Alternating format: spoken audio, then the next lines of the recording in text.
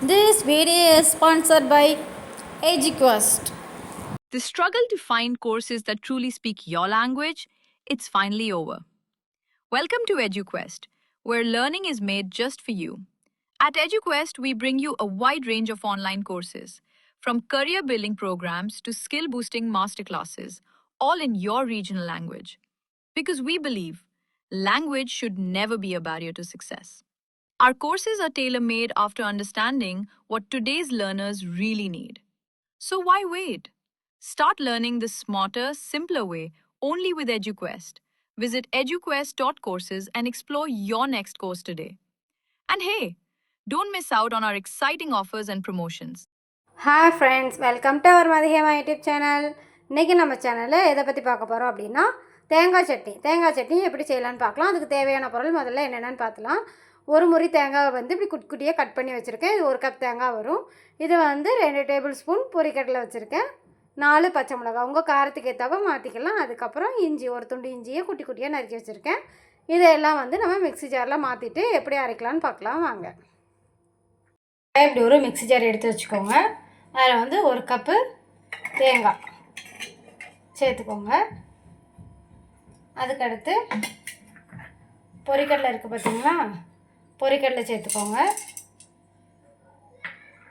அதுக்கடுத்து 4 பச்சை மிளகா, ஒரு துண்டு இஞ்சி, இதை சேர்த்துக்கோங்க. சேர்த்துட்டு முதல்ல வந்து லைட்டாக பல்ஸ் மோடில் அரைச்சி எடுத்துக்கலாம்.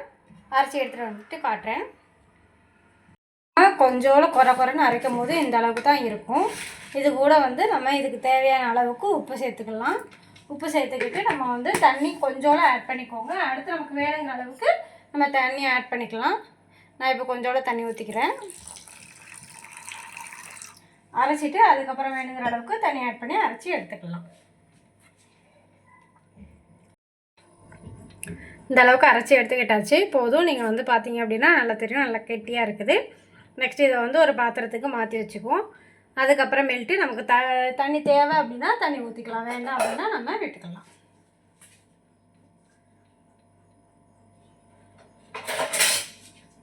இப்போ ஒரு பாத்திரத்துக்கு மாற்றிடுவோம்.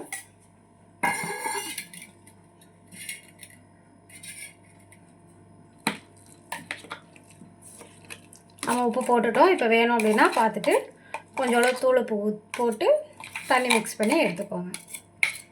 நல்லா கட்டியாக இருக்கா, இதனால் கொஞ்சோளவு மிக்ஸி ஜாரை வந்து நம்ம கழுவி ஊற்றிக்கலாம்.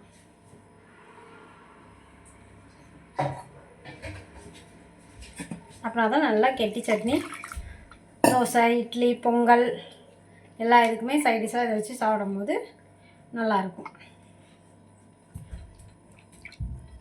இந்த அளவுக்கு தண்ணி எடுத்து ஊற்றிக்கோங்க. இந்த அளவுக்கு இருந்தாலே போதும். இதுக்கு மேலே இருந்துச்சுன்னா ரொம்ப தண்ணி ஆயிரும். இதை நல்லா கிண்டி விட்டுக்கலாம்.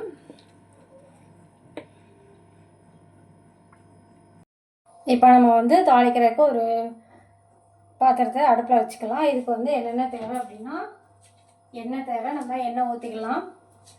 எண்ணெய் ஊற்றிட்டு கொஞ்சம் நம்ம தேவையான அளவுக்கு எண்ணெய் ஊற்றிக்கோங்க. எண்ணெய் ஊற்றினதுக்கப்புறமேட்டு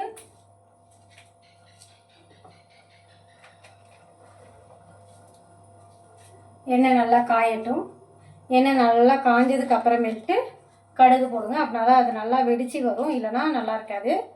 அதனால் நல்லா எண்ணெய் காய தண்ணியை வெயிட் பண்ணுவோம். அதுக்கடுத்து கடுகு போட்டுக்கலாம்.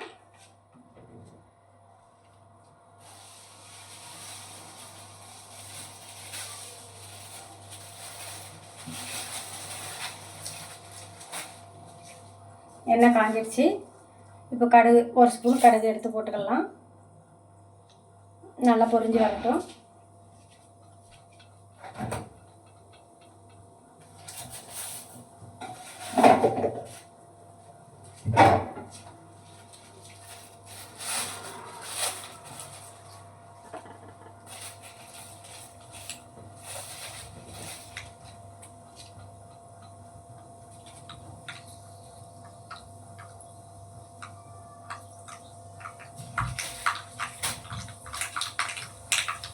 நல்லா கடுகு பொரிய ஆரம்பிச்சிடுச்சு.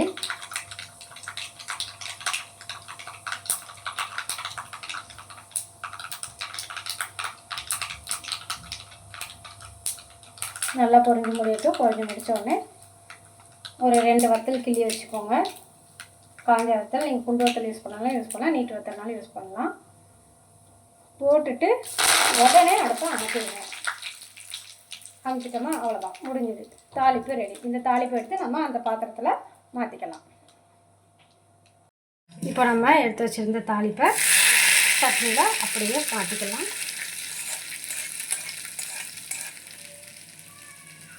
அவ்வளோதான், நமக்கு சட்னி ரெடி.